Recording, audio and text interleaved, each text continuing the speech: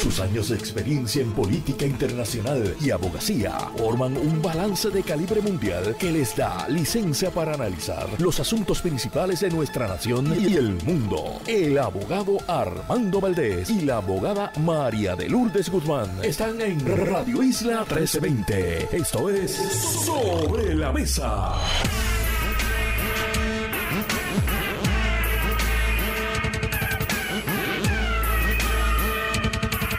Buenos días, Puerto Rico. Soy Armando Valdés. Usted escucha Sobre la Mesa por Radio Isla 1320. Hoy en Sobre la Mesa, Federico de Jesús y José Nadal Power. El primero, nuestro corresponsal en Washington. El segundo, ex senador del Estado Libre Asociado. Ambos analistas nuestros en temas federales. Hablamos con ellos sobre la transición al SNAP, que ya comienza, o al menos da unos atisbos de comenzar, con un plan piloto que estaremos discutiendo en el programa hoy para requerirle trabajo a muchos beneficiarios del programa de asistencia nutricional actual. Además, estaremos hablando con ellos sobre la posibilidad de que haya un cierre gubernamental del aparato burocrático federal ante la imposibilidad actual de parte de los republicanos y demócratas de ponerse de acuerdo sobre una medida presupuestaria que pueda pasar tanto la Cámara de Representantes como el crisol del Senado.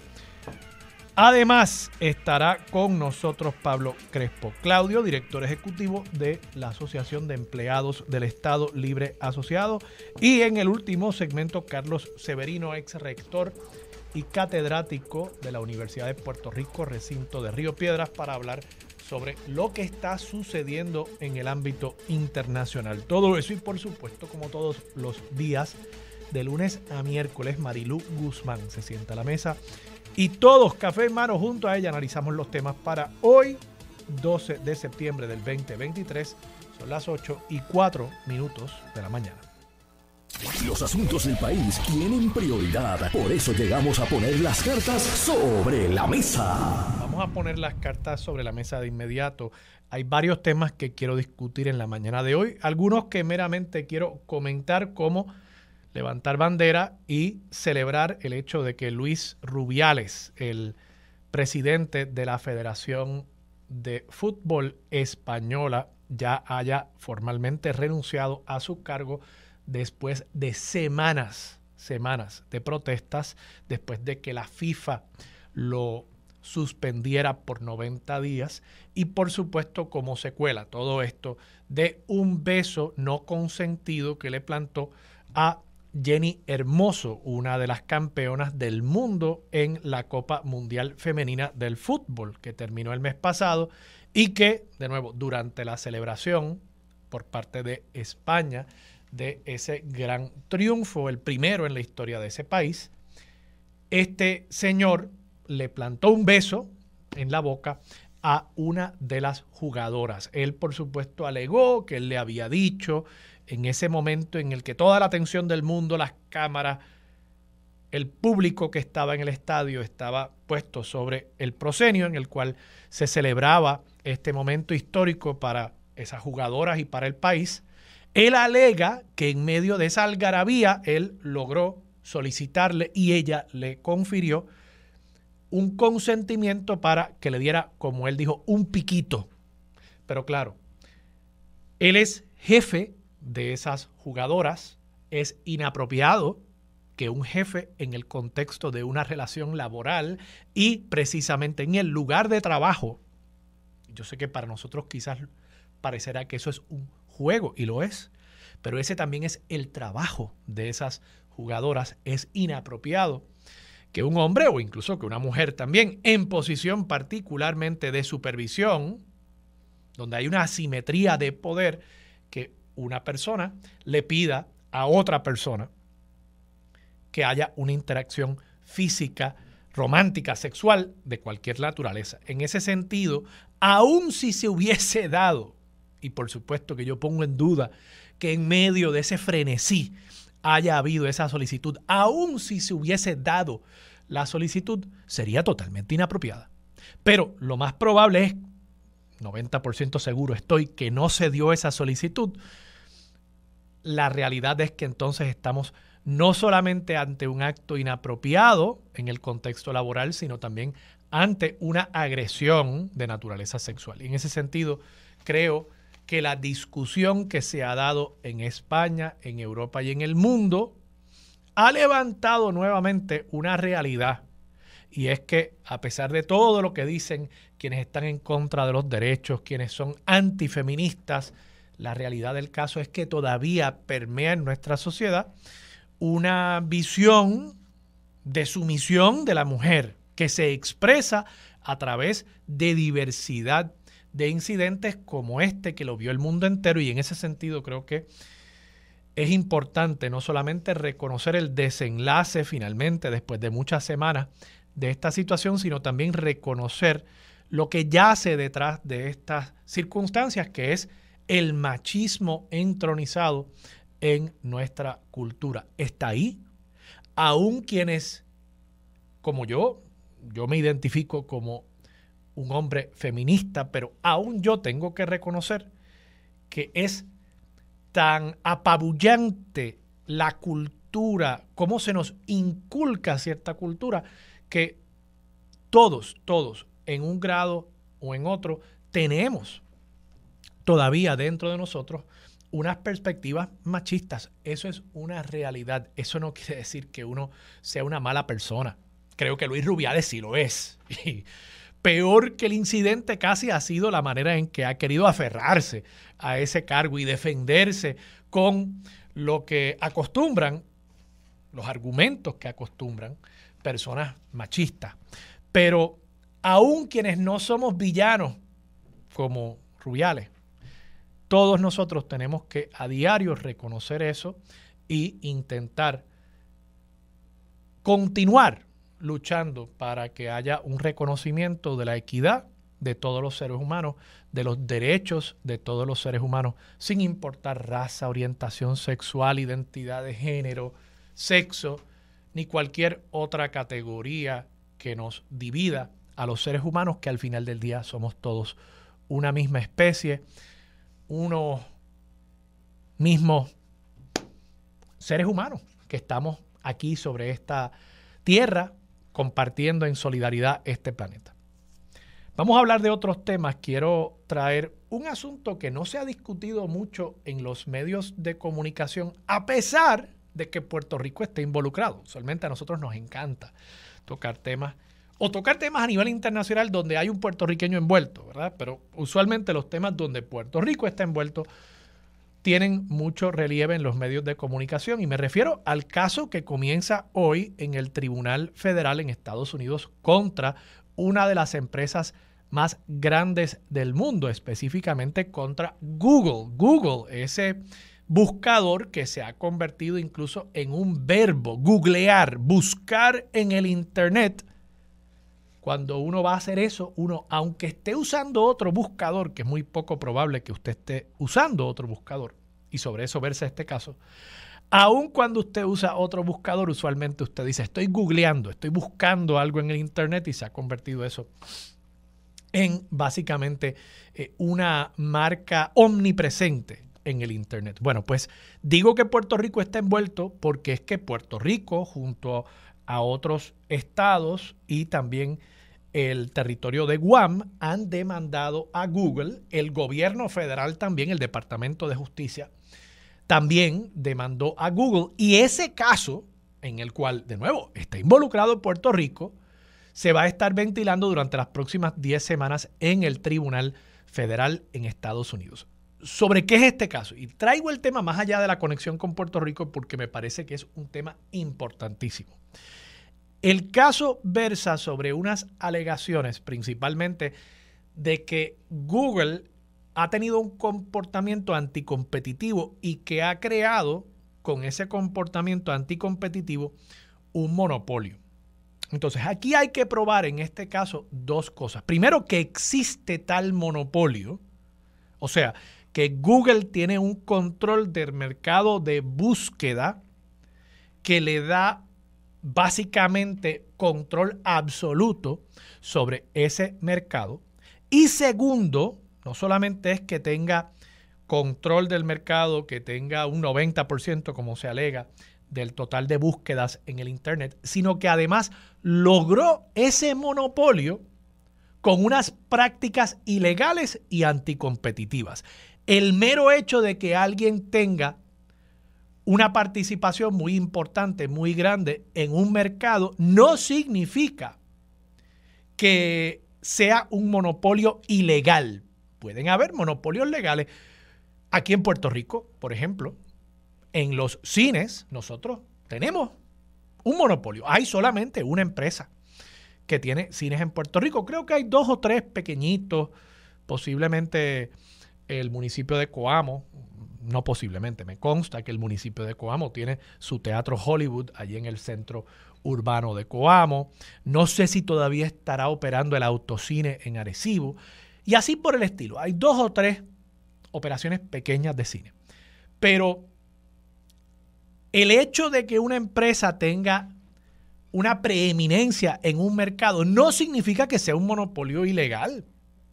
Puede ser que simple y sencillamente la gente prefirió esa marca, esa compañía, y a través de buenas prácticas comerciales logró dominar un mercado.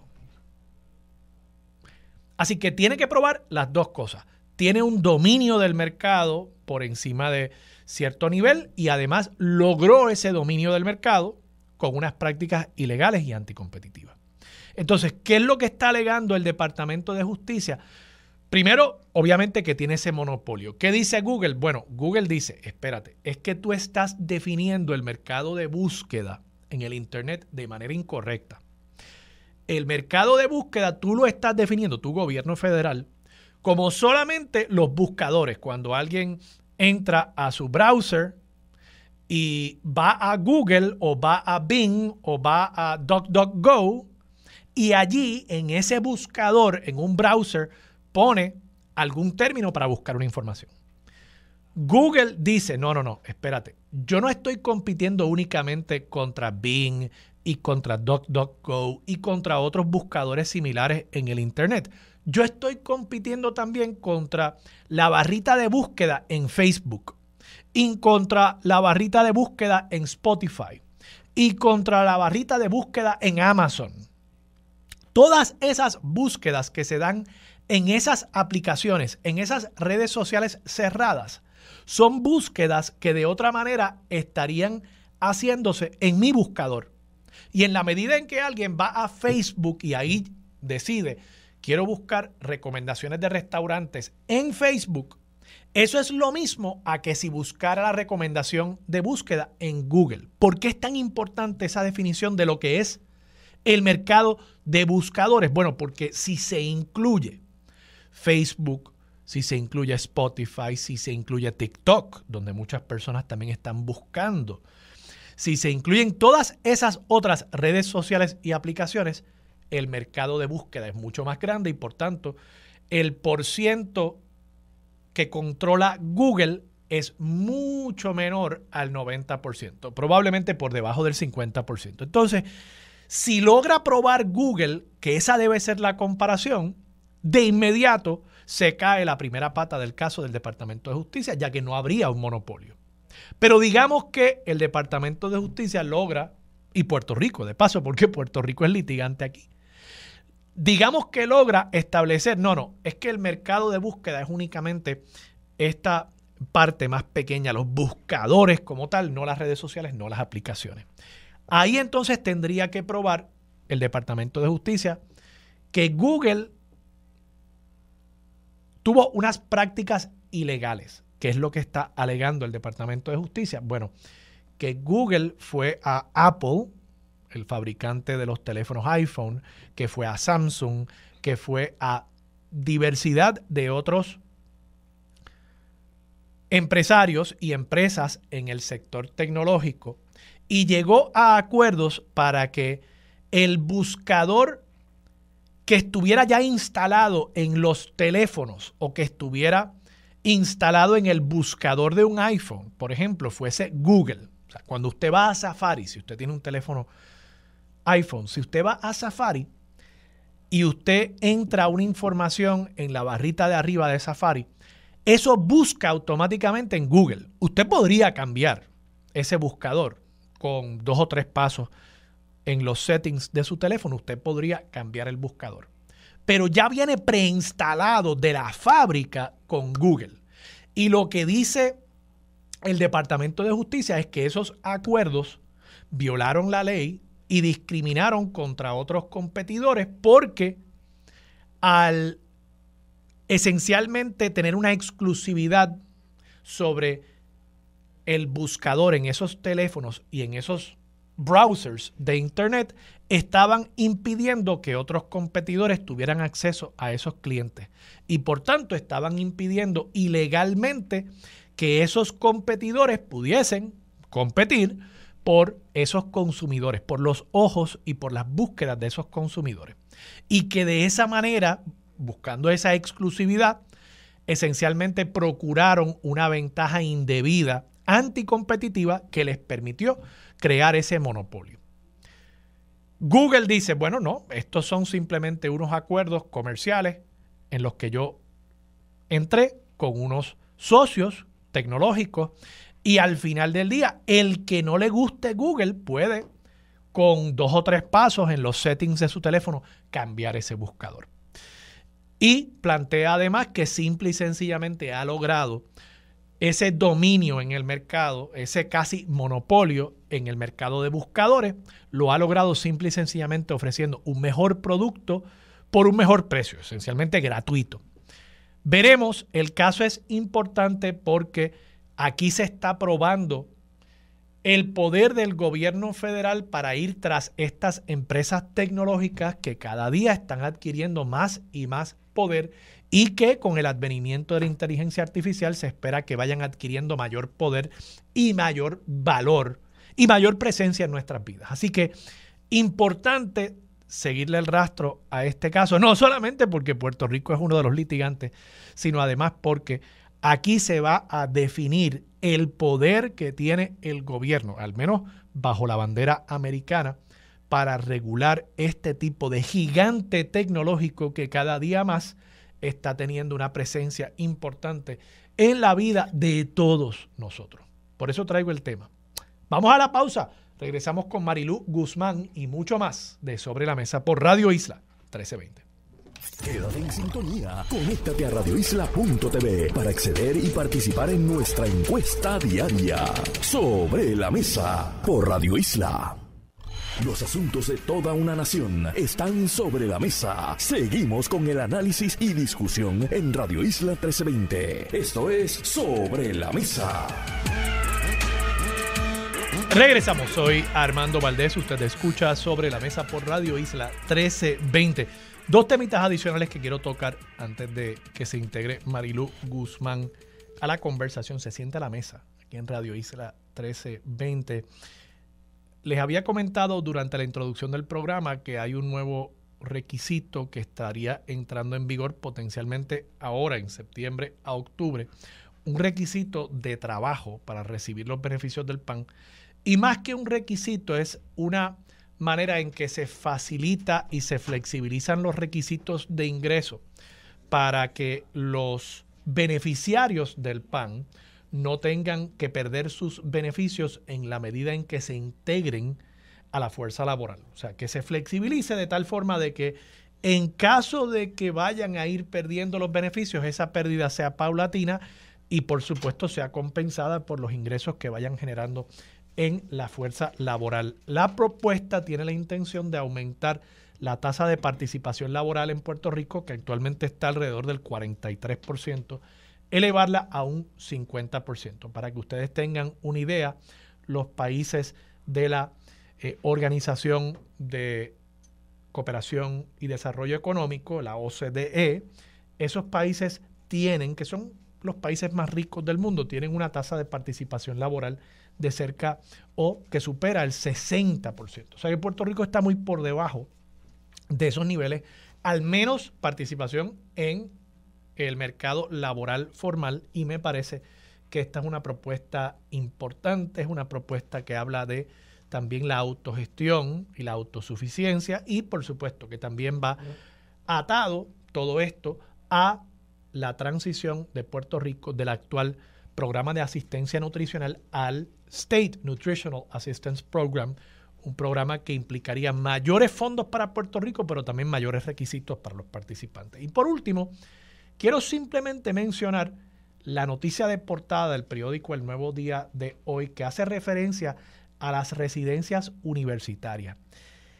Y lo traigo porque estoy viendo una tendencia a querer responsabilizar los alquileres a corto plazo por todas las deficiencias del gobierno en materia de vivienda. Hubo un artículo recientemente sobre las viviendas temporeras o transitorias para víctimas y sobrevivientes, más que nada sobrevivientes de violencia de género. Hoy tenemos el tema de las residencias para universitarios en Río Piedras. Y se plantea que este problema tiene como uno de sus detonantes el mercado de alquileres a corto plazo. Y yo levanto bandera porque es que en ambos casos hay una responsabilidad del Estado, que entonces por la irresponsabilidad del Estado se le pretende imponer esa responsabilidad a unos privados que están con sus propiedades generando unos ingresos. Y me parece pues una mezquindad, honestamente. Y creo que hay una agenda de otros intereses económicos de querer en todos estos temas, en todas estas noticias, colar el asunto de los males de los alquileres a corto plazo. Pero en la propia noticia se plantea también que la Universidad de Puerto Rico lleva cerca de 5 años, más quizás, con Torre Norte y Resicampus cerrados, en procesos y en distintas etapas de renovación de esas estructuras. Bueno, pues ahí está el problema.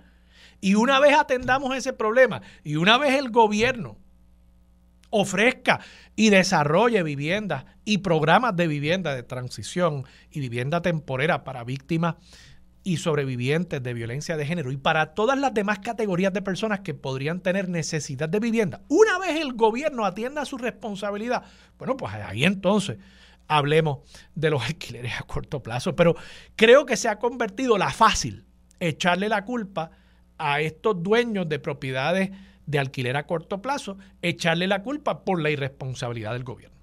Marilu Guzmán se sienta a la mesa. Marilu, buenos días. Buenos días, Armando, y saludos a todas las personas que nos escuchan. Estaba escuchando eso que estás hablando con mucho interés y me alegro mucho que hayas traído a colación este tema, porque aquí se llenan la boca los políticos hablando de cómo hay que ayudar a los jóvenes y los jóvenes son el presente, los jóvenes son el futuro y tenemos que hacer las gestiones, sí, las gestiones que correspondan para que nuestros jóvenes esto, nuestros jóvenes lo otro.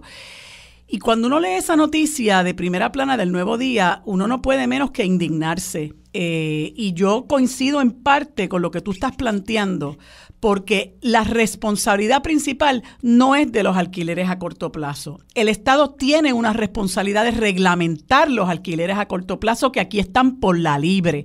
En la ciudad de Nueva York o en el Estado, no estoy segura, creo que es en la ciudad de Nueva York, se acaban de prohibir.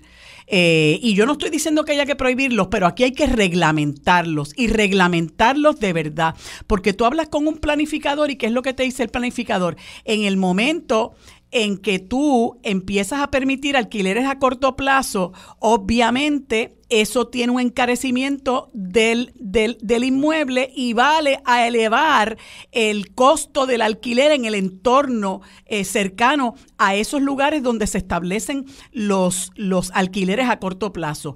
Pero en este caso en particular, la responsabilidad principal la tiene la Universidad de Puerto Rico, que ha mirado para el lado, que ha sido indolente con la necesidad que tienen los estudiantes de hospedarse. Yo entrevisté a la rectora del recinto de Río Piedras muy poco después de haber sido nombrada y la respuesta de ella era que estaban haciendo unas gestiones con el municipio de San Juan a ver qué podían lograr y que entonces ver cómo podían ubicar la gente en Santa Rita. No, ese no es el acercamiento. Hay 2 residencias, Resicampus y Torre Norte, una de ellas cerrada desde María. Y a 6 años de habernos azotado el huracán María, esa residencia sigue cerrada. Entonces se ha dado una transformación del tipo de estudiante que no puede acceder a un hospedaje que obviamente está hecho para el estudiante, lo puede costear, y ahora los estudiantes tienen que estar costeando alquileres que se han elevado precisamente por la proliferación de los alquileres a corto plazo, porque en la medida en que yo tengo una propiedad y yo la pongo alquiler a corto plazo, obviamente van a encarecerse los costos de vivienda y los costos de alquiler en el entorno. Y los jóvenes tratan de buscar entonces, no habiendo hospedaje en el recinto, los jóvenes tratan de buscar en lugares aledaños y no los consiguen. Bueno, porque han empezado un montón de especuladores a comprar edificios, a aumentarle las rentas a la gente de la noche a la mañana, como dice uno de los jóvenes aquí, nos aumentan la renta de la noche a la mañana. Vienen otros y dicen, espérate, esto yo lo puedo poner alquileres a corto plazo. Entonces la radiografía del lugar empieza a cambiar y obviamente se empiezan a elevar los costos no solamente de los inmuebles, sino también de los alquileres. Pero de nuevo, aquí hay que poner el dedo en la administración universitaria, que se ha hecho de la vista larga con relación a la necesidad cada vez más urgente de que haya hospedaje para los jóvenes. Entonces, llora ante los ojos de Dios que se diga que ahora no hay estudiantes que trabajan, ahora hay trabajadores que estudian, jóvenes que tienen que trabajar, que tienen que buscar primero un trabajo para entonces ver cómo ellos costean sus estudios. Eso se lo debemos también a la Junta de Control Fiscal y a la administración universitaria, que le ha servido de cómplice y ha permitido que la Junta de Control Fiscal trastoque lo que es la misión y la visión de nuestra Universidad del Estado, aumentando los costos de matrícula, aumentando los créditos, quitando las exenciones de matrícula, etcétera, como si nosotros no fuéramos a la usanza de una Universidad del Estado de los Estados Unidos, lo que nunca hemos sido, porque esa universidad siempre ha tenido una misión social fundamentalmente. Y no es para que los estudiantes se embrollen para poder hacerse de una carrera. Encima de que tienen que estar pagando para poder estudiar altos costos de matrícula y de créditos, también tienen que estar buscando dinero para poder pagar un hospedaje. Lo único que les queda es plaza universitaria, que los costos en ocasiones también están muy elevados. Y la misma noticia dice que los jóvenes entonces deciden no estudiar. Pues mira para allá qué gran servicio le está haciendo la Universidad de Puerto Rico a nuestros jóvenes. ¿Y cuál es la alternativa? Por un lado, Torre Norte todavía está en fase de diseño. Dice Manuel Lavoy, no, el 99% ya se diseñó y sigue cerrada. Y Recicampus se supone que empieza este próximo mes y se van a tardar 22 meses. Mientras tanto, ¿qué hacemos con esos jóvenes que necesitan transportarse al recinto de Río Piedra? Muchos de ellos tienen que estar viniendo de sus pueblos hasta acá, y cada día, a fin de cuentas, aquí estudiar es un viacrucis. Entonces, ¿qué es lo que buscan? Beneficiar a las universidades privadas, que dicho sea de paso, ninguna de ellas, y me perdonan, ninguna de ellas tiene la calidad que tiene la Universidad de Puerto Rico, que yo los invito a que miren el currículum vitae de toda esa facultad que hay en las diferentes facultades de la Universidad de Puerto Rico. ¿Qué es lo que buscan? Que se privilegie a las universidades privadas, donde los muchachos lo que van es embrollarse en primera instancia. Como decía Manuel Sidre una vez que lo escuché hablando de las universidades en Puerto Rico, es que son más ágiles.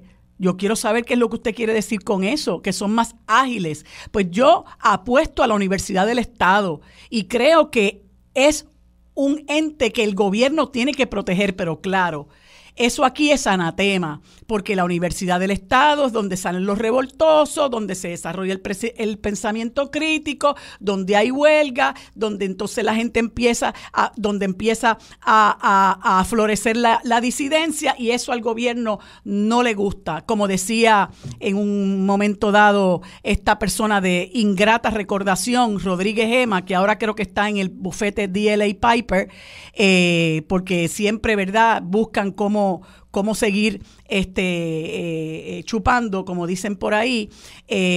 hay que sacarlos a patadas del recinto, en una de las huelgas, hay que sacarlos a patadas. Esa es, y la Contralora, en una de las conflictos huelgarios, que la cierren. El principal enemigo de la Universidad de Puerto Rico es el gobierno. Y lamentablemente, parte de esa ecuación es la Junta Universitaria, la Junta de Gobierno que tienen, que es cómplice de todo este desmadre, que, dicho sea de paso, aprovecho para mencionar que, si bien es cierto que en la Universidad de Puerto Rico se desarrolla el pensamiento crítico, que eso es a lo que debemos aspirar. Nosotros no debemos aspirar a crear robots, ni monigotes, ni fotutos. Nosotros queremos gente que piense, gente que desarrolle su intelecto, ¿verdad? Que crezca intelectualmente. Pues ese no es el problema ahora. Ahora el problema lo provoca la propia gerencia. Mira el lío que tienen el recinto de ciencias médicas. ¿Cuándo se ha visto una cosa como esa? Que haya un asunto tan conflictivo, precisamente por la forma y manera en que se ha manejado la administración de un recinto de ciencias médicas, que salgan a la calle facultad, empleados y estudiantes y se hayan provocado renuncias de funcionarios importantísimos en el recinto más importante, se puede decir, de toda la Universidad de Puerto Rico. Así que la gerencia de la Universidad de Puerto Rico, que se ponga para su número, porque la verdad que le está haciendo un muy flaco servicio a la universidad que se supone que le sirvan. De paso, Marilu, que el tema del pensamiento crítico, yo creo que a veces no lo entendemos bien, particularmente en el contexto de la ilustración, de cómo funciona la ciencia, el método científico. Karl Popper, ¿no?, filósofo, propuso que precisamente el método científico, el fundamento, es el que uno pueda reproducir los resultados de otros científicos, pero además el que uno pueda intentar refutar los resultados de otros científicos. Claro. O sea, la ciencia se basa en que generación tras generación de científicos van probando las teorías de generaciones anteriores y eventualmente puede que las refuten, y con esa refutación logran adelantar el progreso científico. Y las universidades, particularmente en Occidente, las universidades son precisamente, además de para educar a futuras generaciones, es también para crear más pensamiento, para crear nuevos conocimientos, claro. Para crear nuevos científicos, y en ese proceso necesariamente la universidad tiene que inculcarles esa visión de que yo estoy buscando refutar lo que dijo la generación anterior a la mía. Uh-huh. Y eso pues va a pesar no solamente en las ciencias naturales, pero también en las sociales. Así. O sea que si queremos una universidad como las mejores del mundo, donde se produce conocimiento nuevo, tenemos que querer promover eso. Que eso va a tener la consecuencia de que también se van a generar personas con ideas políticas revolucionarias. Sí, uh-huh. Pues ese es parte del proceso en una sociedad democrática, liberal, como la que yo entiendo nosotros deberíamos aspirar a tener. Marilu, vamos a la pausa. Regresamos con más de Sobre la Mesa por Radio Isla 1320. Quédate en sintonía. Conéctate a radioisla.tv para acceder y participar en nuestra encuesta diaria. Sobre la Mesa por Radio Isla. Los asuntos de toda una nación están sobre la mesa. Seguimos con el análisis y discusión en Radio Isla 1320. Esto es Sobre la Mesa. Regresamos, soy Armando Valdés, usted escucha Sobre la Mesa por Radio Isla 1320. Marilu Guzmán sigue sentada a la mesa. Marilu, planteaba el tema de estos requisitos que van a entrar en vigor para los beneficiarios del programa de asistencia nutricional en Puerto Rico.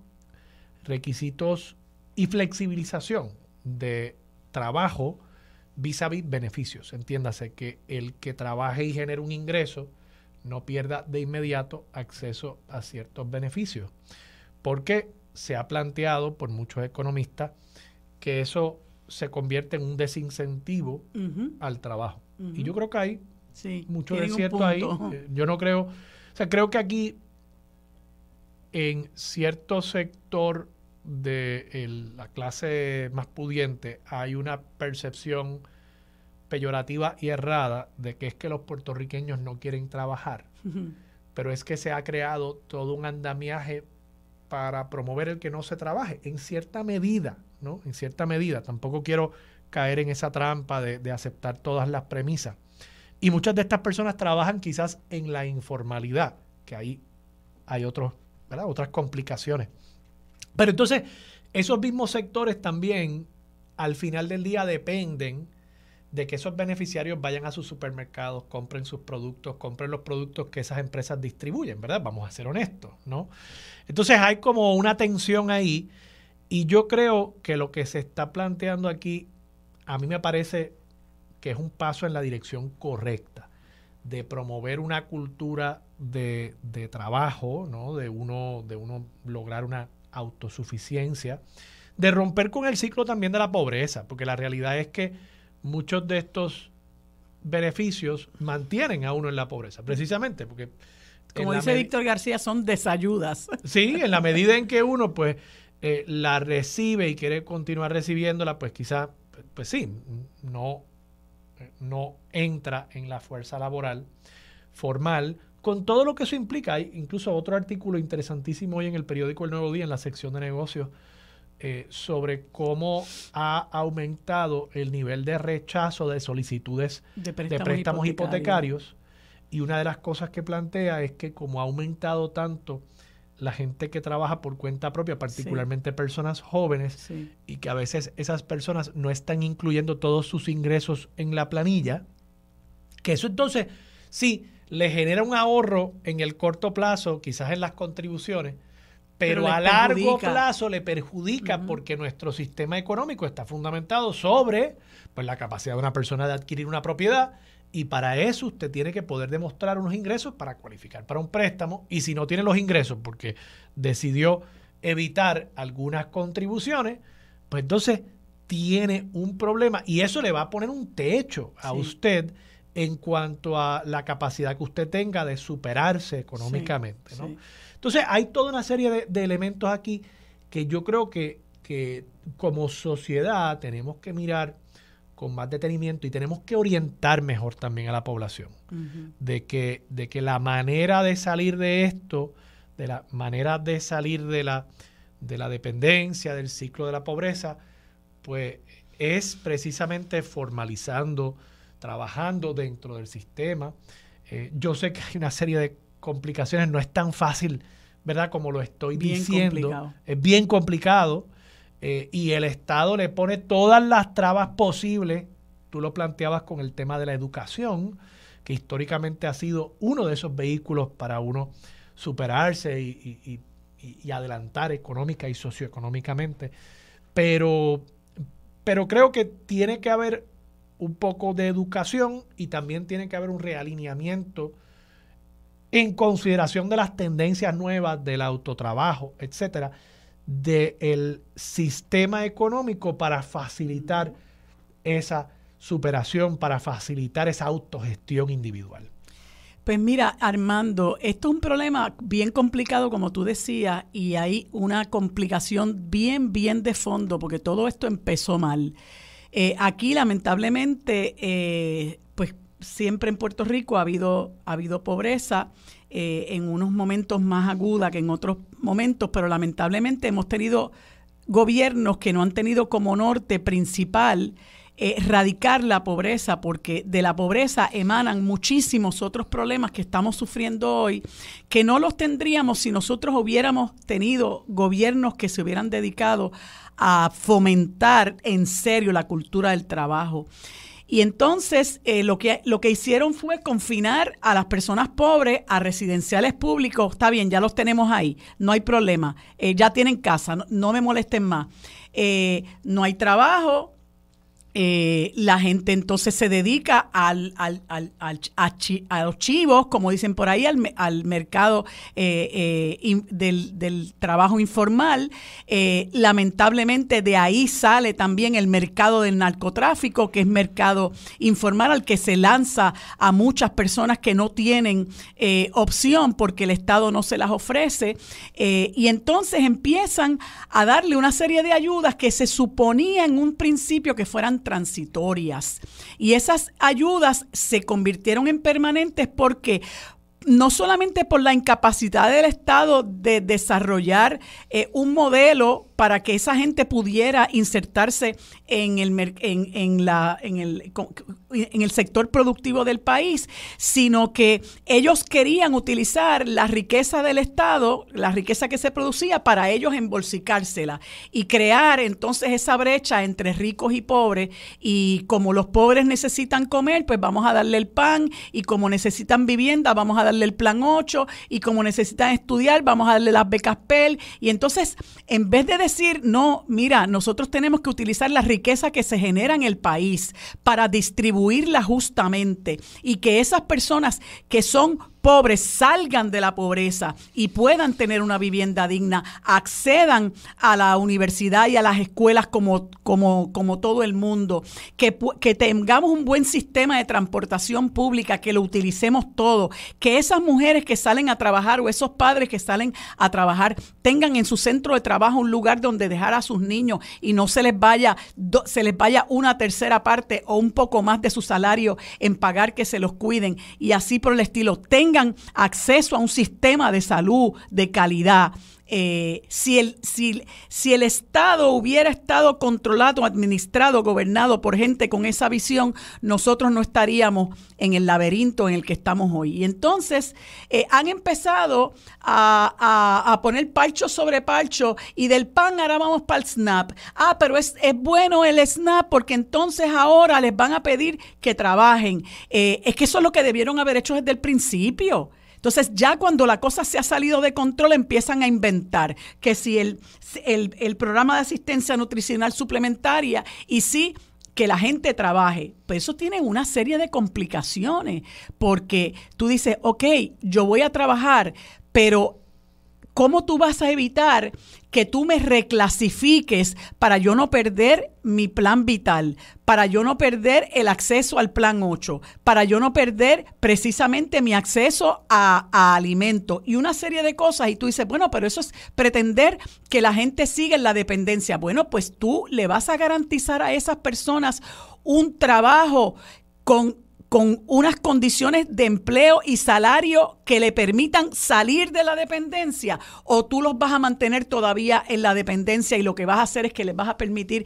que suban un escalón. Por eso es que el asunto es muy complejo y se habla de planes pilotos. Bueno, pues habrá que ver, ¿verdad? ¿Qué representa ese plan piloto? Pero me parece que todo tristemente ha estado mal desde el principio, desde cómo se ha visualizado esto, porque se ha mantenido siempre hace décadas, ¿verdad? Aquí tristemente ha habido más de un 40-45% de nuestra gente viviendo en niveles de pobreza, y esos niveles de pobreza no han aumentado porque con todos los problemas que hemos tenido del huracán María, de la pandemia, etcétera, mucha gente que estaba dentro de esos niveles de pobreza emigró, y eso impidió que los niveles de pobreza siguieran aumentando en cierta medida. Pero, por ejemplo, nosotros tenemos la triste tasa de 58% de nuestros niños en niveles de pobreza.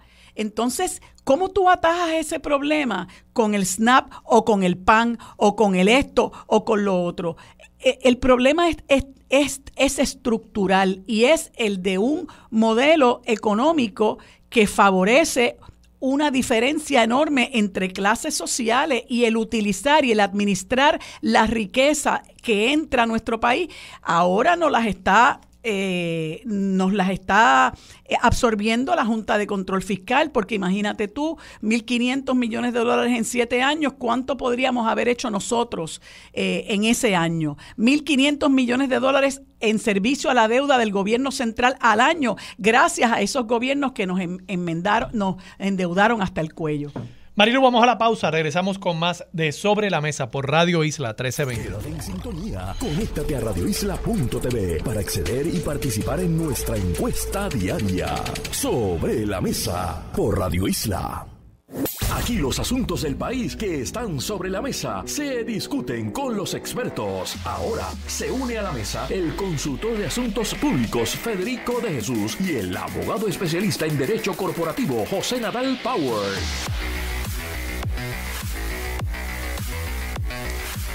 Bueno, amigos, como les dije hace unos instantes, hoy y como todos los martes tenemos el panel de Federico de Jesús desde la capital federal y el licenciado José Nadal Power, a quienes les damos los buenos días y las gracias por acompañarme en este espacio. Buenos días, ¿cómo están?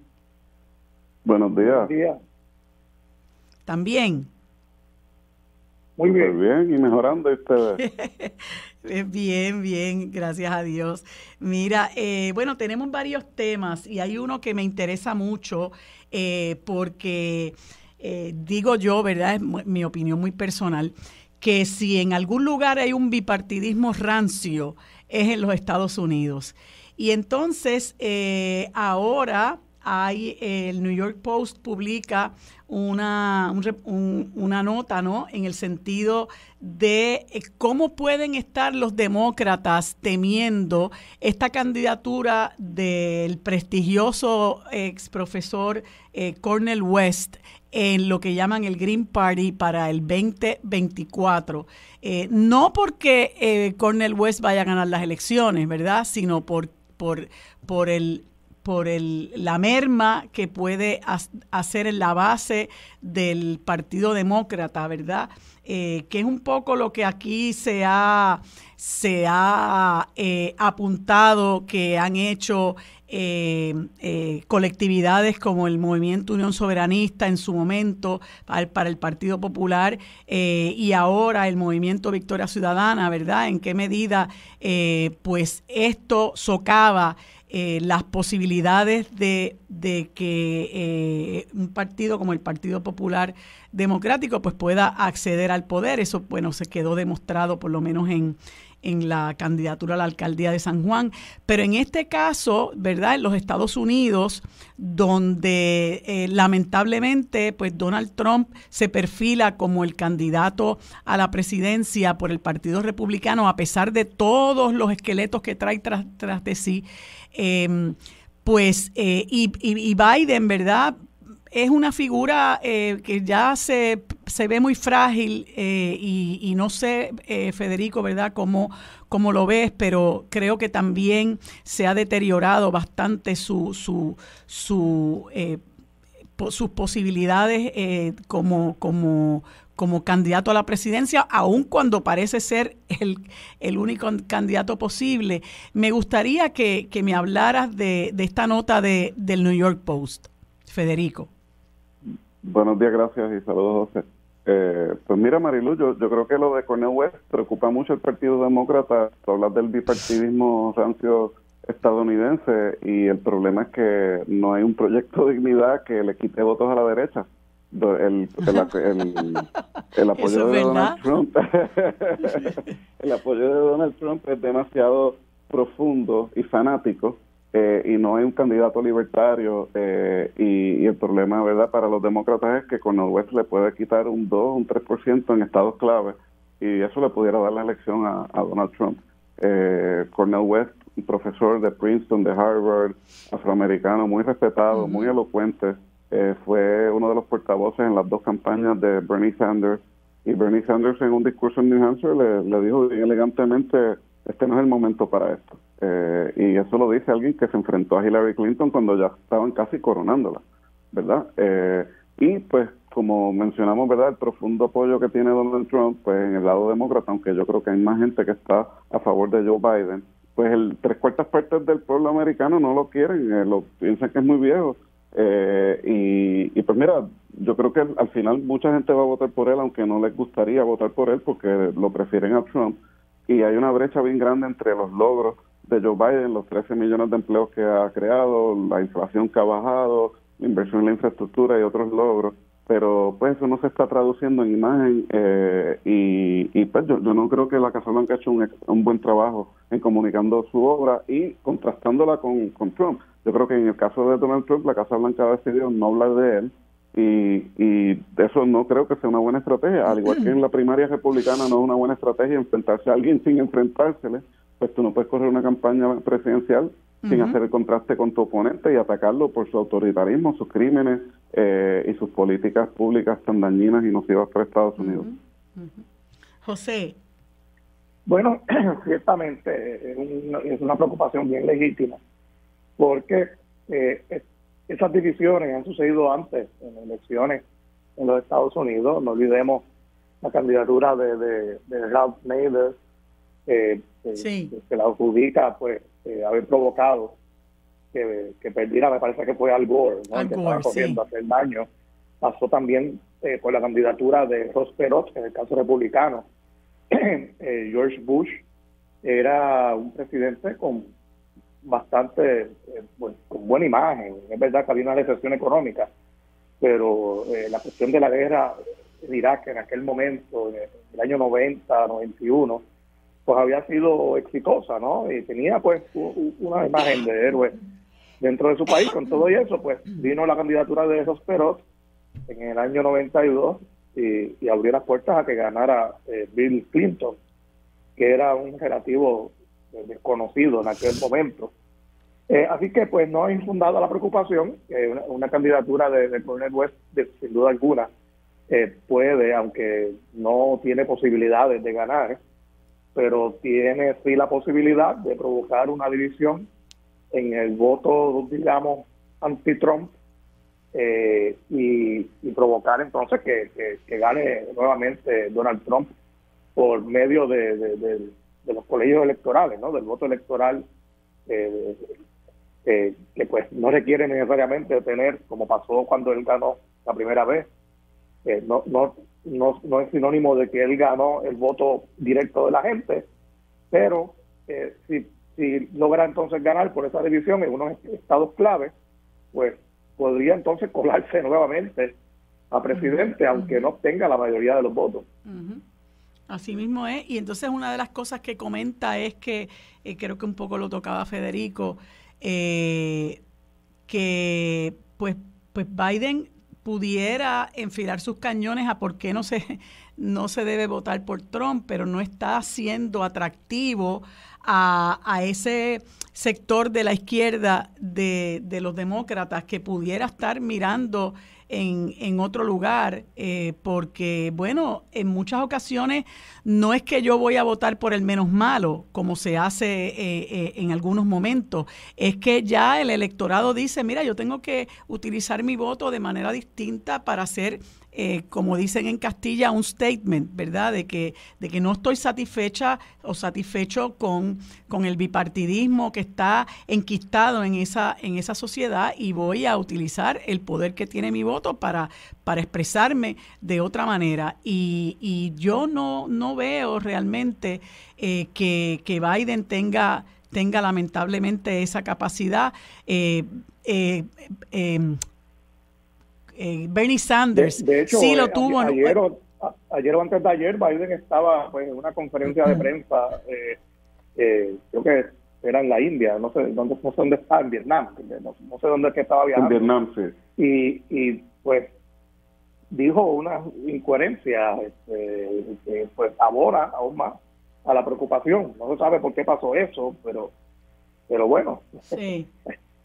Pues, preocupante. Pues lo que te decía es que, bueno, esa esperanza la hubo en un momento dado con Bernie Sanders, y mucha gente del sector de la izquierda del Partido Demócrata pues cerró filas con Bernie Sanders, que tenía un discurso distinto, y sin embargo, bueno, resurgió así como quien dice de la nada en un momento dado en que uno pensaba que no iba, como decimos popularmente, ni pa' bull ni pa' banca Biden, y el mismo Partido Demócrata, las fuerzas del Partido Demócrata empezaron a apoyar a Biden y a darle de codo a Sanders, hasta que, bueno, la nominación presidencial la ganó Biden con el resultado, pues, de que, bueno, logró ganarle a Trump, pero ahora la situación es totalmente distinta luego de 3 años en el poder, y como bien señala Federico, él pudiera tener muchos aciertos en su presidencia, pero ya su figura se ve muy frágil, y eso que plantea José me parece que está destacándose, ¿no? En términos de que, bueno, la edad hace mella. y muchas veces ya tú no tienes la misma ejecutoria, ni la misma fortaleza, ni la misma claridad mental que tenías antes. Mira lo que le está pasando a Mitch McConnell. Así que, bueno, todavía queda un año, pero no es un año donde la gente presagie que va a fortalecerse esta figura de Biden de manera de poder impedir que Trump pueda volver a acceder a la presidencia. ¿Qué te parece, Federico? Pues mira, yo francamente es difícil evaluar la capacidad mental de Biden porque es que él, desde que yo tengo uso de memoria, siempre ha dicho unas barrabasadas y cuando yo trabajaba en la campaña de Obama, yo no entendía al principio porque es que Obama lo había escogido, porque siempre que abría la boca decía algo, no es que fuera estúpido, pero pues decía chistes que eran inapropiados. Me acuerdo cuando la firma de Obama que dijo una mala palabra, o sea, él siempre ha sido pues una persona bien distinta en la política, y ahora con la edad pues obviamente eso se magnifica. Yo no creo que él esté senil, yo creo que eso se exagera, obviamente se le ve flojo mentalmente, pero de nuevo, o sea, estamos hablando de alguien que está un poquito quizás demasiado viejo, con muchos logros, con una imagen floja, comparado con un autócrata que va a destruir a los Estados Unidos. O sea, aquí no estamos hablando de vainilla y chocolate, estamos hablando de un veneno, y pues quizás un vainilla que no te gusta mucho, y nadie en el Partido Demócrata lamentablemente se ha atrevido a enfrentarse al presidente, porque es que eso se ha tratado, y Ronald Reagan lo trató contra Gerald Ford y perdió, lo trató Kennedy contra Carter y perdió, y nadie que se enfrente a un incumbente de la Casa Blanca ha podido.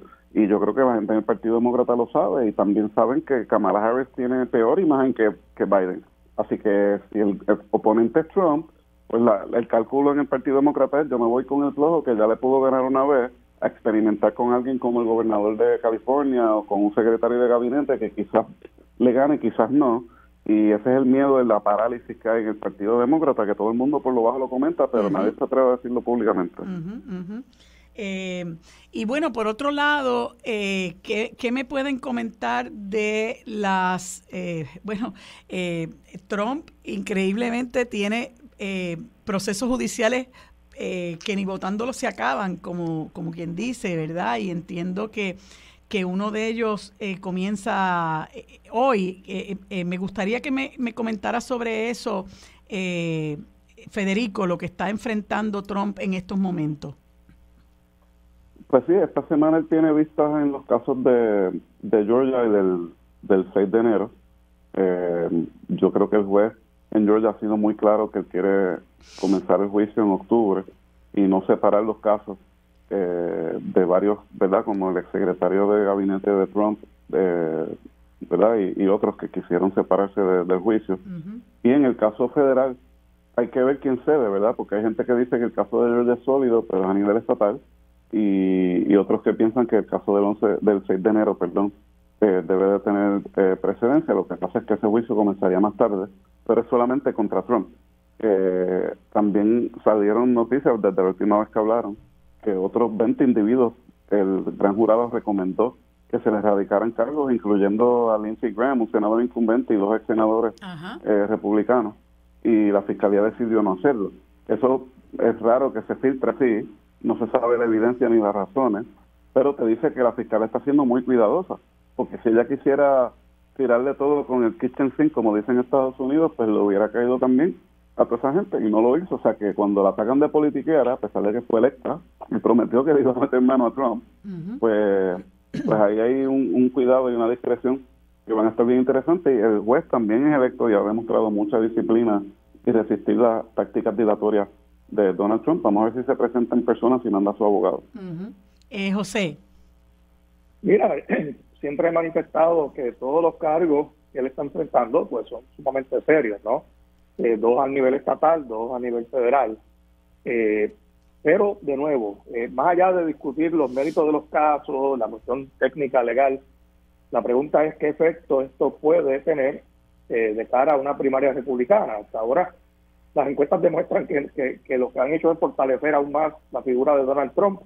Hay que ver, claro, son acusaciones, hay que ver si antes de una primaria republicana o antes de una elección, pues concluye uno de los casos con algún veredicto de culpabilidad.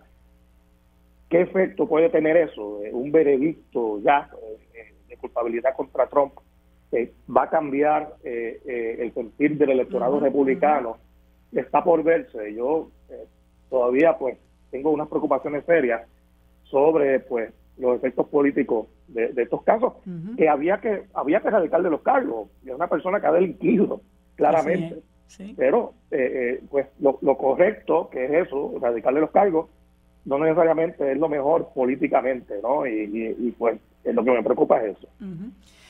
Lo que tú planteas, José, también es importante considerarlo, y es que deja mucho que desear el nivel del electorado estadounidense que sigue ciegamente a Donald Trump después de todo esto que él está cargando sobre sus hombros, no solamente esos nefastos 4 años que presidió los Estados Unidos, sino lo que eso ha representado para su propio país y para el mundo, y los procesos judiciales muy serios que está enfrentando, que apuntan a que es un individuo deshonesto, ¿verdad? Que es un bandido, una persona que incluso puede llevarse documentos clasificados para su casa de lo más feliz, ¿no? Y pretender actuar como si nada. Y deja mucho que desear, porque es un electorado al que él ha apelado, es un electorado, y esto no lo digo por faltarle respeto, es simple y sencillamente porque es la realidad. Es un electorado ignorante, un electorado desinformado, un electorado de muy baja escolaridad, pues que se ha sentido abandonado por los gobiernos previos, y él ha sabido levantarles esa estima con este nacionalismo ¿verdad? Falso, un nacionalismo hasta maligno, se pudiera decir. Y cuando tú los entrevistas, porque he visto muchas entrevistas de personas que siguen a Donald Trump y no te pueden articular 2 oraciones, y ellos pues tú los alimentas y los exacerbas únicamente con el USA. Eso tristemente demuestra pues la baja capacidad intelectual de un enorme sector de ese electorado que lamentablemente, con su derecho al voto, coloca al frente del país más poderoso del mundo a un individuo que lo que le ha hecho es daño a su propio país y daño al resto del mundo. Pero como quien dice, si en el otro lado pues tienes a una persona que no es capaz de neutralizar esa fuerza que trae Donald Trump, pues ya el saldo nos podemos imaginar cuál va a ser. Y entonces quería comentarles sobre esta situación de que hay que aprobar un presupuesto, entiendo que para el 1 de octubre en los Estados Unidos, y hay una pugna en la Cámara de Representantes, donde parece que los cañones se han enfilado hacia Kevin McCarthy, que es el portavoz de la Cámara, con sus propios correligionarios del Partido Republicano, y me gustaría que me comentara sobre eso, Federico. Pues la noticia que está rompiendo ahora, mientras estamos hablando, es que McCarthy va a apoyar que se investigue posibles artículos de impeachment, de residenciamiento contra Biden. Y eso es ridículo, nadie lo ha acusado de nada. Y de hecho el que estaba llevando a cabo una de las investigaciones en un subcomité dice que todavía que la Casa Blanca ha cooperado con todos los documentos que le ha pedido. Pero porque esto sucede no es en un vacío, y es parte del esfuerzo de McCarthy para mantener el gobierno abierto. Increíblemente es una de las concesiones que él siente que tiene que hacer a los más radicales de su caucus para poder adelantar un presupuesto. Los mismos senadores republicanos están echándole la culpa a McCarthy de que no acaba de aprobar algo, y probablemente lo que suceda es que si es que puede aprobar algo y tiene los votos, en el Senado van a hacer algo bien distinto, y la pregunta va a ser si en la Cámara McCarthy va a bajar un proyecto que no cuente con la mayoría de los votos de su caucus, o que se apruebe con votos demócratas, algo que él recordemos, tuvo 15 votaciones para ser elegido presidente de la Cámara, y de las concesiones que tuvo que hacer era que iba a aprobar proyectos de ley de asignaciones individuales, cosa que no ha hecho, y ya mismo cierra el gobierno si no lo hacen, que no iba a aprobar proyectos de presupuesto con votos demócratas, y se ve encaminado a Estados Unidos a hacer eso mismo, o un cierre de gobierno parcial que sería desastroso para los empleados federales y los servicios esenciales. Y el hecho de que el presidente de la Cámara se tenga que reducir apoyar un impeachment inquiry, o sea, una investigación de residenciamiento por nada, literalmente por gusto, para tratar de aplacar a las Marjorie Taylor Greene y a todos esos radicales republicanos, te dice dónde está ese partido, y están divididos entre sí. Los senadores republicanos, de nuevo, están enfilando los cañones a los congresistas republicanos. Así que esto no es una pelea entre demócratas y republicanos solamente, y es muy preocupante. Yo tengo muchas fuentes en el Congreso que les preocupa que no van a poder trabajar, que va a haber un cierre de gobierno. Quedan 11 días para poder hacer esto. Eso pues ha sido, ¿verdad?, el caso cuando Newt Gingrich era el presidente de la Cámara y Bill Clinton, cuando Obama y John Boehner en el 2011 creo que hubo cierre parcial del gobierno, en el 2014. No debemos de permitir esto, pero eso es lo que está sucediendo ahora con mucha incertidumbre. Sí. Mucha incertidumbre, Marilo. Sí, y parece que hay aquí prima mucha mezquindad. En vez de buscar lo mejor para ese país, ya hemos hablado incluso de cómo se prima con relación a esas asignaciones a los gastos de defensa, como ellos le llaman, mientras buscan la forma de recortar las ayudas a familias necesitadas en los Estados Unidos, que vive una gran desigualdad, pues eso denota una gran mezquindad con la que trabajan estos congresistas, al punto de provocar que este señor McCarthy llegue a ese nivel, ¿no?, de ofrecerse a apoyar artículos de residenciamiento cuando no hay absolutamente nada en contra de él. Pero bueno, esa es la clase política estadounidense también. Bueno, gracias a ambos por haberme acompañado. Se me acabó el tiempo. Conversamos la semana que viene. Que tengan ambos buen día. Quédate en sintonía. Conéctate a radioisla.tv para acceder y participar en nuestra encuesta diaria. Sobre la mesa por Radio Isla. Los asuntos de toda una nación están sobre la mesa. Seguimos con el análisis y discusión en Radio Isla 1320. Esto es Sobre la Mesa. Bueno, amigos, en este segmento conversamos con el señor Pablo Crespo Claudio, candidato a miembro del Consejo de Beneficios de Pensiones del Fideicomiso de la Reserva de Pensiones, a quien le damos los buenos días y las gracias por acompañarnos. Buenos días, señor Crespo, ¿cómo está? Buenos días, María de Lourdes. Muy bien, ¿usted? Bien, gracias. Mire, quería hacer una serie de preguntas con relación a esto del Consejo de Beneficio de Pensiones y unas elecciones que se van a llevar a cabo. Díganos en primer lugar, ¿qué es eso del Consejo de Beneficio de Pensiones? Bueno, gracias por la oportunidad, primero que todo. Las elecciones están en proceso ya desde hace varios días. Básicamente aquí lo que ocurrió es que, como sabemos, en el año 2017 el sistema de retiro central del gobierno se quedó sin dinero para el pago de las pensiones, y eso provocó que, como parte del plan de ajuste del gobierno, se creara una reserva para el pago de las pensiones hacia el futuro. Y que se espera que al cabo de 10 años ese fondo acumule una cantidad de aproximadamente 17 mil millones de dólares, al sumarse el rendimiento de las inversiones.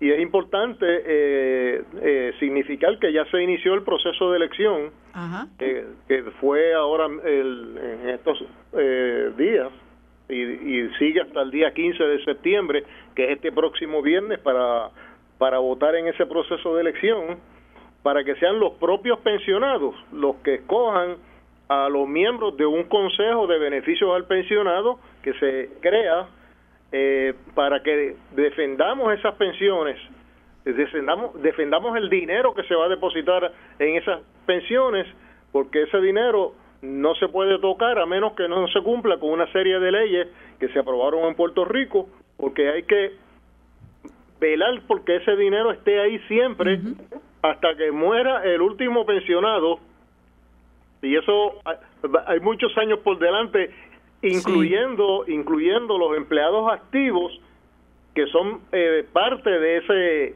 ese fondo hacia el futuro, y hasta esto, óigame, estamos hablando de empleados activos que en este momento todavía no han empezado a disfrutar de su pensión, y ese dinero hay que protegerlo de por vida para que ellos también tengan derecho, tanto como sus familiares. ¿Y cuántas personas compondrían ese consejo?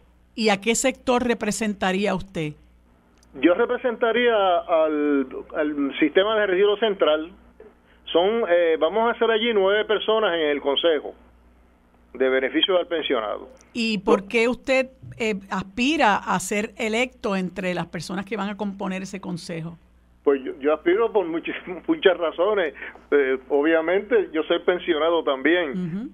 Yo estoy en AERA mediante un contrato de trabajo, pero soy pensionado desde hace varios años, al igual que miles y miles de pensionados en Puerto Rico, que es bien importante salvaguardar este dinero, porque es el dinero que los pensionados se ganaron con el sudor de su frente, dando el todo por el país, y eso fue un derecho que adquirieron los pensionados mientras fueron servidores públicos, y tenemos que ir allí a asegurar y a velar porque se cumpla como condición de ese plan de ajuste. Se crea este consejo de beneficios y nosotros tenemos que ir a proteger esa reserva de dinero para el pago de las pensiones en el futuro, de manera que esto es una obligación de por vida. Claro. Usted dice que ya estas elecciones se están celebrando. ¿Hasta cuándo duran las elecciones? Estas elecciones duran hasta este próximo 15 de septiembre, que es este viernes próximo.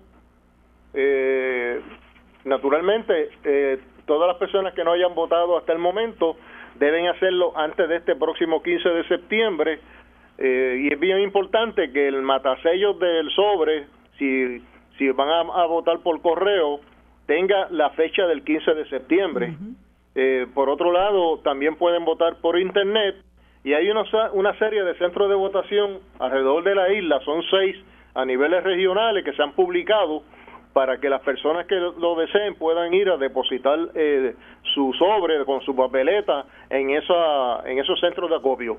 Hay un teléfono que tengo aquí anotado al que se pueden comunicar las personas para más información sobre el proceso de votación, que es 787-522-5942, de lunes a viernes de 8 a 5. Hay esos 6 centros de entrega de papeletas y lugares donde la gente puede ir a votar personalmente, ¿no? Además de por internet y por correo. Correcto. Y esos 6 centros están en Noya Professional Building, en la avenida Cedeño, en Arecibo, Beta Cowork, en la calle 5 de Villanevares, en Fajardo Market Square Shopping Center, en la marginal de la PR3 de Fajardo, en Oceana Hub Center, en la calle Acerina de la urbanización Villa Blanca en Caguas, en el Club de Leones de Ponce, en el barrio Cerrillo, carretera PR14 de Ponce, en el Club de Leones de Mayagüez, en la carretera PR2, sector Algarrobos de Mayagüez. Y para más información sobre el Consejo de Beneficios de Pensiones, ¿a dónde se pueden comunicar? Si usted tiene alguna dirección de correo electrónico. Bueno, el correo electrónico lo tiene Kroll y se puede votar por internet. Yo no tengo aquí el número. Perdóneme, déjeme decirlo, sí, que lo tengo aquí, don Pablo, discúlpeme. consejotransitorio.org y facebook.com/consejo transitorio, repito, consejotransitorio.org y facebook.com /consejo transitorio. Y finalmente, don Pablo, díganos por qué usted se siente cualificado para pertenecer a ese Consejo de Beneficio de Pensiones. Bueno, me siento cualificado por mi conocimiento, mi experiencia como servidor público, principalmente en la Asociación de Empleados de Lela como director ejecutivo. La experiencia que he adquirido en el área de inversiones, tanto a inversiones a corto plazo como a largo plazo. Yo he sido servidor público y he trabajado en el sector privado ya por apenas 58 años. Y los que me faltan... Apenas 58 años. Así que, pero principalmente fui servidor público. Empecé mi carrera en el servicio público con el Departamento de Instrucción Pública y el Departamento de Educación.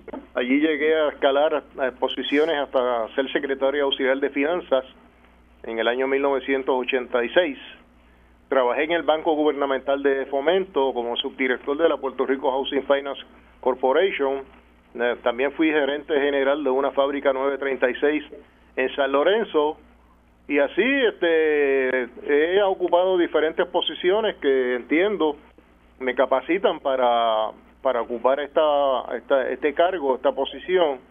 Y lo más importante es que es algo que me han solicitado varias organizaciones sindicales y me siento realmente preparado para asumir esa encomienda que es tan importante para miles y miles de pensionados que viven en Puerto Rico y también fuera de Puerto Rico, y a sus familiares, naturalmente, porque tanto en la Asociación de Empleados de Lela, los ahorros como las pensiones para los retirados son el complemento perfecto para el cuadre del presupuesto familiar hacia el futuro, y estamos hablando incluso de los empleados activos que van a tener un asiento allí también, para que también todos juntos podamos proteger el dinero de esas pensiones hasta que fallezca el último pensionado acogido a uno de estos sistemas.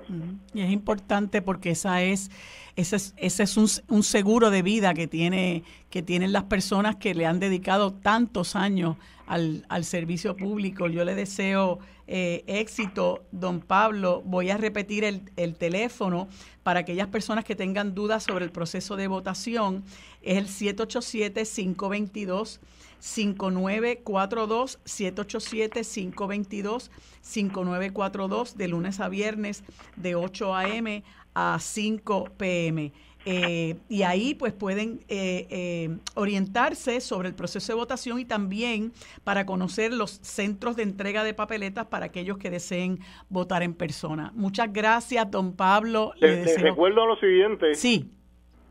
Este servidor es el número 5 en la papeleta. Está bien. Bueno, pues le deseo mucho éxito, don Pablo, y ya veremos qué va a estar ocurriendo. Muchas gracias y siempre a la orden. Cómo no, muchísimas gracias. Que pase buen día.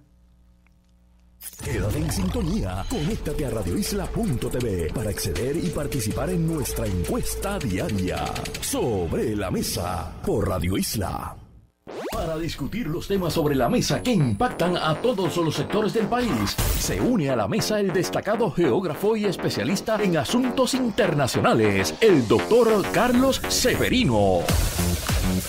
Bueno, amigos, en este último segmento conversamos con el profesor Carlos Severino Valdés, geógrafo y ex rector del recinto universitario de Río Piedras de la Universidad de Puerto Rico, a quien le doy los buenos días y las gracias por acompañarme en este espacio. Saludos, Carlos, ¿cómo estás? Saludos, Ariluz, saludos a toda la radio audiencia. El placer realmente es para mí.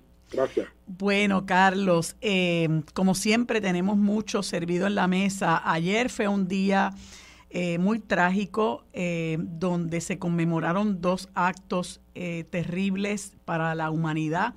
El primero de ellos, bueno, los 50 años del golpe de Estado al gobierno democráticamente electo de Salvador Allende y 22 años de los atentados contra las Torres Gemelas en la ciudad de Manhattan, en Nueva York. Quisiera, ¿verdad? Ambos, pues se puede decir que cambiaron el curso de la historia.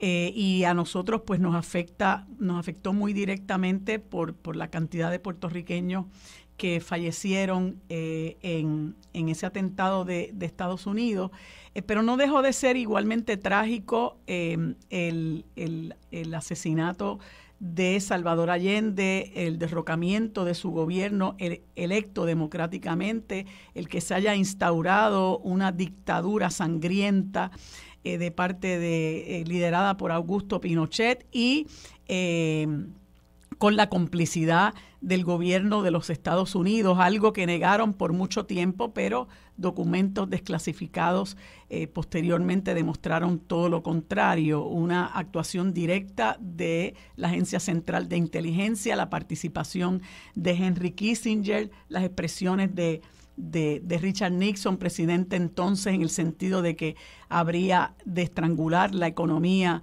del gobierno de Salvador Allende. Bueno, un día verdaderamente trágico para la humanidad, y me gustaría, ¿verdad?, que nos comentaras qué significado tiene muy particularmente esa conmemoración de ese golpe de Estado para el futuro de la democracia en América Latina, sobre todo, Carlos, en momentos donde asoman por ahí corrientes de derecha, de ultraderecha en algunos de esos países, empezando por Argentina y el mismo Chile con Juan Antonio Kast. Sí, a mí me parece que es importante en esta coyuntura de esta conmemoración, a tenor con todas las discusiones que sabemos que se han estado dando durante bastante tiempo en Chile y en una parte de América Latina, traer ante la mesa la vigencia que tiene este evento, la significación que tiene este evento más allá de lo que ocurrió, que lo sabemos, lo trágico, lo terrible. Yo creo que no se puede olvidar y destacar que en este marco comenzó a ensayarse por primera vez de manera masiva el experimento neoliberal. Uh-huh. Fueron los Chicago Boys, una serie de economistas que se enviaron y que estuvieron trabajando para neoliberalizar la economía chilena a partir de 1973. Esto como si fuera poco ocurrió antes del gobierno de Reagan y el gobierno de Thatcher, que fueron conocidos porque lograron realmente establecer el rumbo neoliberal tanto en Estados Unidos como en Reino Unido. O sea, ya eso se había hecho antes y se había comenzado a ensayar todas estas políticas que, al fin y al cabo, pues por un tiempo trajeron un gran crecimiento a Chile, pero por otro lado sabemos que ese crecimiento no se manifestó en una forma de distribución de la riqueza, lo cual acrecentó mucho el resentimiento que la gente tenía con lo que sucedió y con lo que ha estado pasando, y sobre todo con esa última gesta de la constitución de Pinochet antes de salir, que es una constitución que lo que hace es que garantiza realmente el peso de la ideología neoliberal en la economía del país. Yo creo que en este momento, Marilú, la gran discusión tiene que ver mucho con lo que han llamado sociólogos, políticos, economistas en Chile, la aparición de una tendencia abierta, pública, negacionista del significado cruel del golpe. Hay una serie de elementos que traen a colación de que esto fue necesario, de que era una cosa un poco para desvanecer la magnitud de la tragedia. Por otro lado, otros sectores pues lo que hacen es que reafirman la necesidad que hubiese sido imperiosa de condenar el golpe de Estado, y de hecho oficialmente no se condenó el golpe de Estado. Para mucha gente en Chile, para muchos sectores políticos del centro, ¿verdad?, y de la izquierda, que fueron parte de aquel gobierno de la Unidad Popular de Allende, es una gran tragedia que eso no haya sido así, pero demuestra la polarización en la que está el país. Yo creo que la gran pregunta aquí para el futuro de la democracia, que es la pregunta que tú haces, yo creo que es una pregunta muy pertinente, es que realmente ¿quién es el soberano cuando se vota? ¿No? Al momento de votar, al momento de un pueblo votar, realmente es el pueblo soberano. El pueblo puede votar libremente por el candidato o por las propuestas que el pueblo entienda en su momento que son otros poderes fácticos los que van a decidir la democracia. Si la respuesta es la segunda, pues entonces de facto no hay democracia. Claro. Porque la democracia es realmente válida cuando estamos todas y todos de acuerdo en que el soberano es el pueblo y que hay que respetar la voluntad popular. Y ese es el más grande debate que yo creo que está a tono con estos 50 años después de este golpe de Estado. Y hoy vemos nubarrones en toda América Latina, no solamente en América Latina, lo vemos incluso hasta en Estados Unidos, nubarrones que hacen que visualicemos la democracia como algo cada vez más débil, ¿no? Esa democracia, aún la democracia liberal, como algo más débil cada día. Así que eso es algo, me parece que terrible, ¿no? En ese sentido. Yendo al segundo tema que tú nos traes, pues precisamente el 11 de septiembre del 2001, pues también hubo un suceso muy trágico, perverso, terrible. Yo me acuerdo todavía, como si fuera ahora, lo que ocurrió, que nadie quería creer lo que estaban viendo frente a los televisores cuando estábamos viendo esto que sucedió, y finalmente cómo se desplomaron esas torres. Pero esa realidad tan terrible pues marcó también un nuevo rumbo histórico, ¿no? Hay que reflexionar sobre eso y rompió el concepto que se había traído hace un poco tiempo, hace 10 años antes, más o menos, por aquel famoso politólogo estadounidense Francis Fukuyama, que escribió un libro por demás famoso, que todavía lo sigue siendo, ¿no? Que se tituló El fin de la historia y el último hombre, en el cual su tesis principal es que desaparecida la Unión Soviética, desaparecido el sistema socialista mundial, pues realmente entrábamos en una etapa unipolar del mundo, en la cual ya no había necesidad de tener guerras, ya no había necesidad de tener revoluciones sangrientas, y las diferencias entre los países se podían dirimir tranquilamente, ¿no? Eso pues dio al traste con este hecho, y sobre todo con lo que sucedió poco después, que fue la invasión a Afganistán, luego lo que sucedió en Irak, y por ahí lo que hemos visto es realmente un accionar militarista tectónico muy fuerte que sucedió a partir de esto, y que demostró que tal pretensión de unipolaridad y de desaparición de esa globalización salvadora en el mundo, pues realmente no fue así, y que había muchos lugares en el mundo que tenían otras concepciones, y que iba a pensar que tan poco tiempo después ya íbamos a estar plenamente con unos países que están ahora mismo retando fuertemente el orden unipolar, buscando la manera de cómo recrear un mundo multipolar. Así es.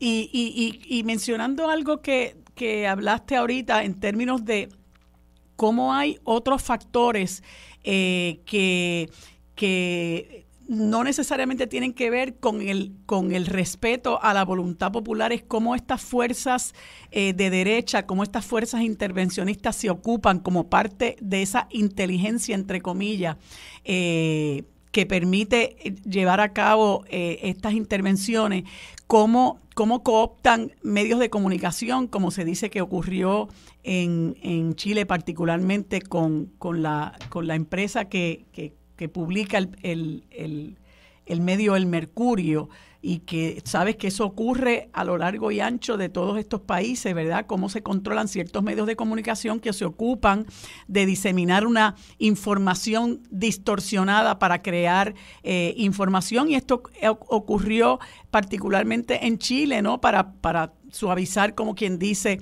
este golpe de Estado que hubo luego sectores que hasta lo aplaudían, ¿no?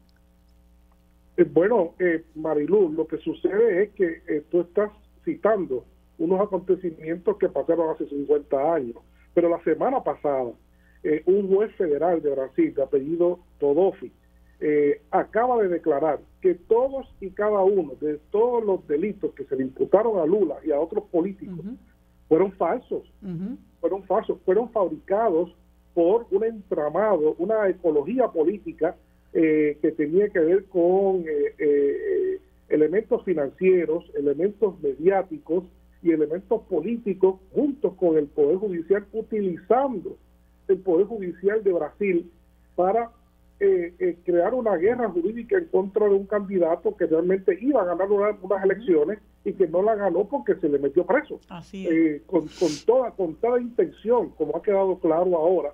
De hecho, el juez Todossi acaba de decir, no solamente lo que yo acabo de decir, sino que acaba de decir que posiblemente es el error jurídico más grande en la historia de Brasil, y eso es mucho decir. Mucho decir. Es mucho decir. Así que eso que pasó, fíjate el paralelismo de lo que sucedió hace 50 años, y fíjate el paralelismo de lo que pasó la semana pasada, y tú te das cuenta de que hay un continuo, algo que pone en peligro realmente la adhesión de muchos sectores en América Latina, a la apuesta de muchos sectores a la democracia. Pero hay unos sectores que son pequeños en términos de términos numéricos, pero muy poderosos, y que se niegan realmente, nos parece, a dejar claro de que la democracia la gana quien la gana y no quien quiera que sea por parte de unos pequeños grupos. Oye, y en el minutito que nos queda, bueno, no me va a dar tiempo de discutirlo, pero quería comentar, ¿verdad?, que México por primera vez se apresta a escoger a una presidenta mujer, porque tanto la de la coalición de oposición como la de Morena son mujeres, Claudia Sheinbaum y Xochitl Chávez.